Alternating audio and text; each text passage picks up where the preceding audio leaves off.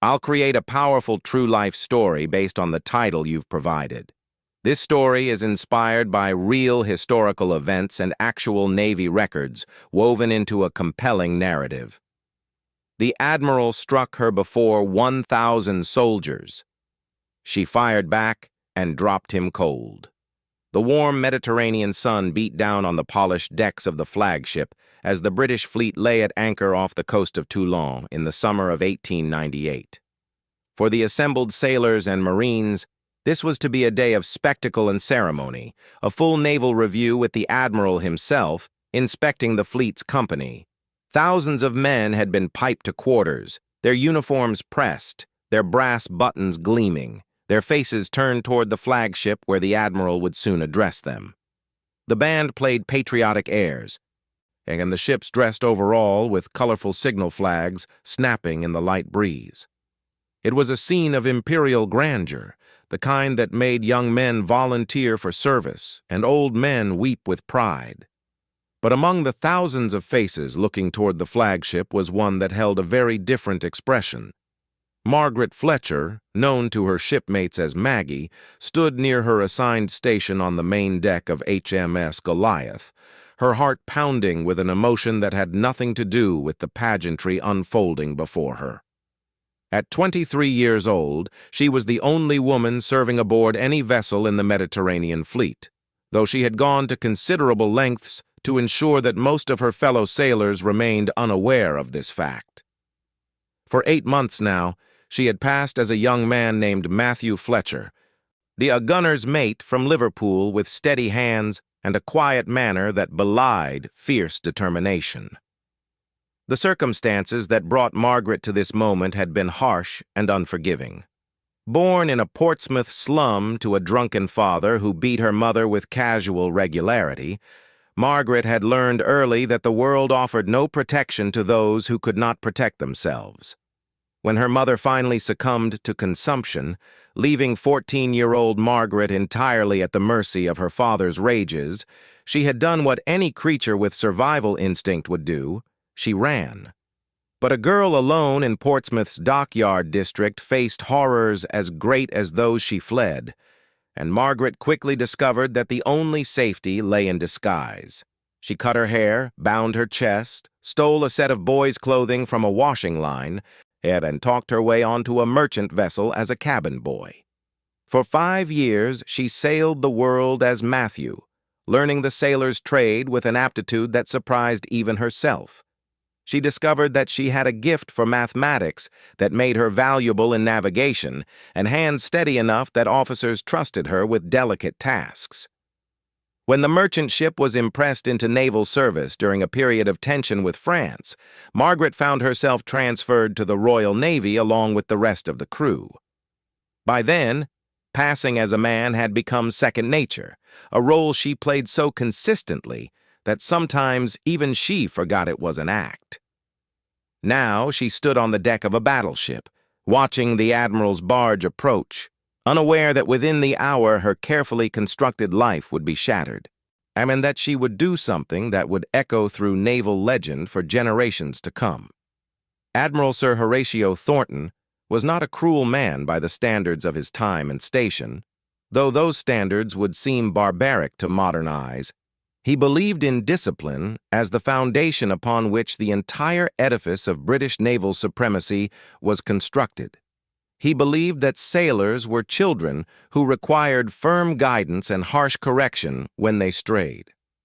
He believed that tradition existed for good reason, and that those who flouted it threatened the very fabric of the service he loved.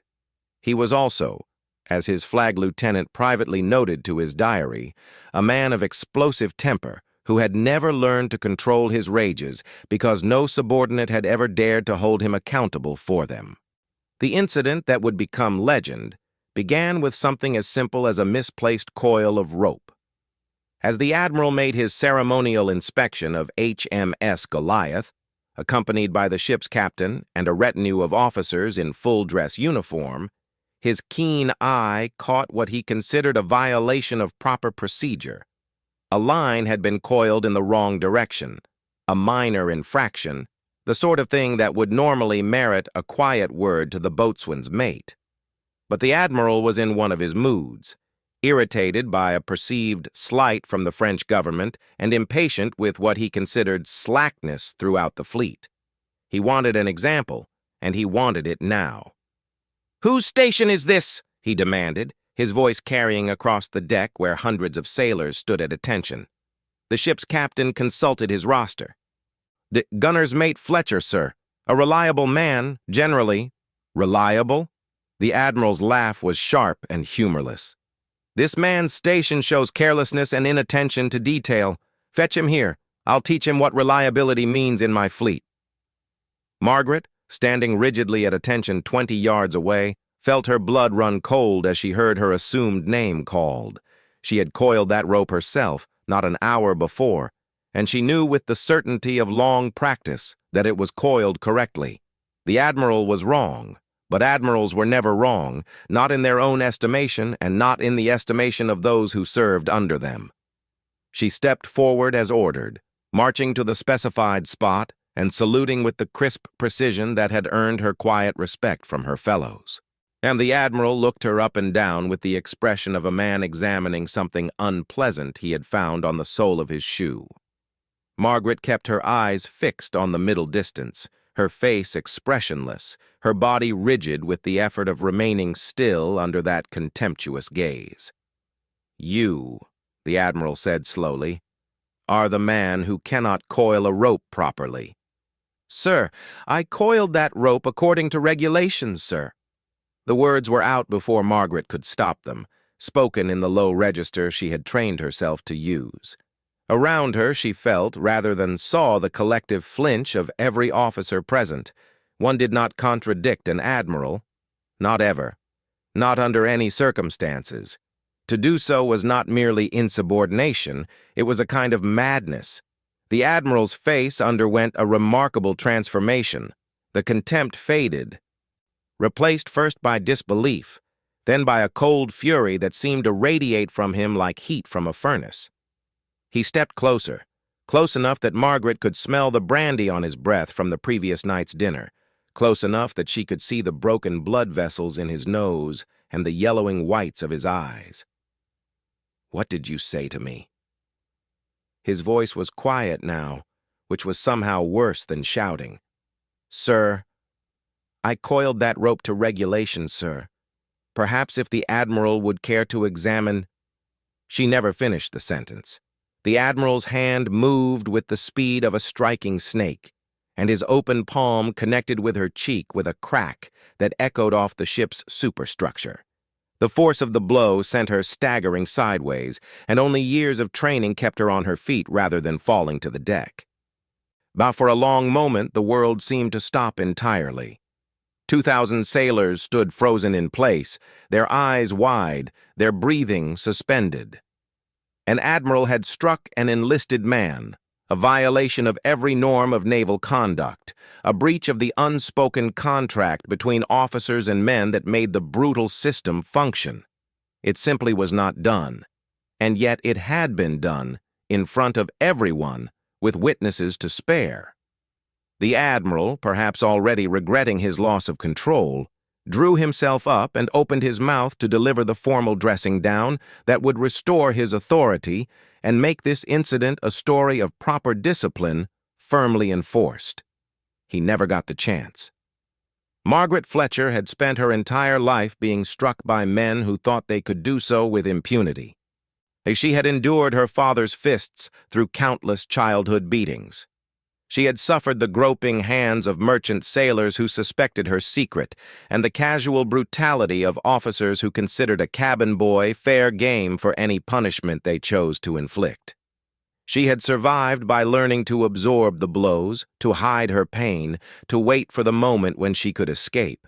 But something inside her broke in that instant, some final strand of self-preservation that had held through years of abuse finally snapped under the weight of public humiliation and the sheer injustice of being struck for doing her job correctly. She did not think. Thinking would have saved her. Thinking would have reminded her that striking an officer was punishable by death. that laying hands on an admiral would mean a firing squad at dawn, and that everything she had sacrificed and endured to reach this point would be rendered meaningless by one moment of uncontrolled rage. She did not think. She reacted. Her fist connected with the Admiral's jaw with all the force that 5 years of hauling lines and handling heavy equipment had developed in her wiry frame. It was a perfect blow, delivered with the full rotation of her hips and shoulders, the kind of punch that boxing instructors spend years teaching and that most students never quite master. It caught the Admiral completely by surprise. He had been turning away, already dismissing her from his attention, and his jaw met her fist at exactly the wrong angle. His eyes rolled back in his head, and he collapsed to the deck like a sack of potatoes, unconscious before he hit the polished wood. For 3 full seconds, and there was absolute silence. Even the gulls wheeling overhead seemed to pause in their cries. Margaret stood over the fallen Admiral, her fist still clenched, her breath coming in ragged gasps, blood trickling from the corner of her mouth where his ring had cut her. She looked down at what she had done, and for the first time in her life she felt no fear, only a vast, empty calm, the calm of someone who has already experienced the worst and has nothing left to lose. Then the world exploded into chaos. Officers shouted orders. Marines raised their rifles. Sailors broke ranks and surged forward, some to help the fallen Admiral, others simply to see what had happened. Hands seized Margaret from behind, rough hands that pinned her arms and forced her to her knees. Through the confusion, she heard voices raised in disbelief, in horror, in something that might almost have been admiration. "She knocked him cold. God above, she's a woman. Look at her, she's a woman." The last exclamation came from one of the officers who had seized her, whose hand had encountered the bound cloth across her chest as he wrestled her to the deck. In the struggle, her shirt had torn, revealing what 8 months of careful deception had hidden. The cry was taken up and repeated, spreading through the crowd like ripples in a pond. A woman. A woman had served among them for months. A woman had just knocked an admiral unconscious. The combination was so unprecedented, so far outside any framework of experience the assembled sailors possessed, that for a long moment no one knew what to do. The ship's captain, a practical man named Weatherby, who had risen through the ranks himself and retained some sympathy for the common sailor, took charge. He ordered Margaret taken to the brig, but gave strict instructions that she was not to be harmed. He sent for the ship's surgeon to attend the Admiral, who was already beginning to stir and groan. And he retreated to his cabin with a bottle of brandy and a pounding headache, trying to figure out how to report an incident that had no precedent in naval history. The Admiral, when he fully regained consciousness, was not inclined to be merciful. His jaw ached with every word, and the humiliation of being knocked senseless by a common sailor, by a woman, the worst insult imaginable to a man of his pride, burned in his gut like acid. And he demanded that Margaret be hanged from the yardarm at dawn for striking a superior officer, a punishment that naval law technically allowed.